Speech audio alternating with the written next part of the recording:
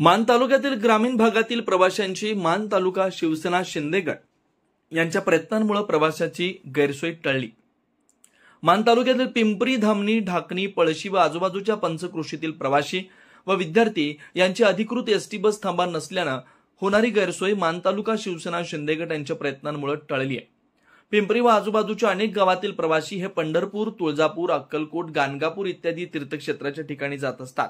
त्याप्रमाणे धाराशिव, लातूर, निलंगा, परभणी अशा ठिकाणी मेंढ्या घेऊन या भागातील धनगर समाज मोठ्या प्रमाणावर ये-जा करत असतो। तिथून इकडे ये-जा करण्यासाठी मध्यवर्ती ठिकाणी असलेल्या पिंपरी या गावाच्या ठिकाणी लांब पल्ल्याच्या बसेस थांबत नसत। त्यामुळे प्रवासी, मेंढपाळ व भाविक भक्त यांची प्रचंड मोठी गैरसोय होत होती। त्याप्रमाणे दहिवडी व म्हसवडी या ठिकाणी शाळा व कॉलेजला जाणाऱ्या विद्यार्थ्यांची संख्या मोठी आहे। या विद्यार्थ्यांची गैरसोय होत होती। या लोकांच्या होणाऱ्या गैरसोयीबद्दल युवा सेना मान तालुका प्रमुख हनुमंत राजगे यांनी शिवसेना तालुका प्रमुख बाळासाहेब मोलानी यांच्या निदर्शनास आणून दिल्यावर शिवसेना शिंदे गटाच्या पदाधिकारी यांनी संबंधित डेपो मॅनेजर व डीसी साहेब सातारा यांना समक्ष भेटून पत्रव्यवहार करून अखेर हा लांब पल्ल्याच्या बसेसचा थांबा मंजूर करण्यात आला।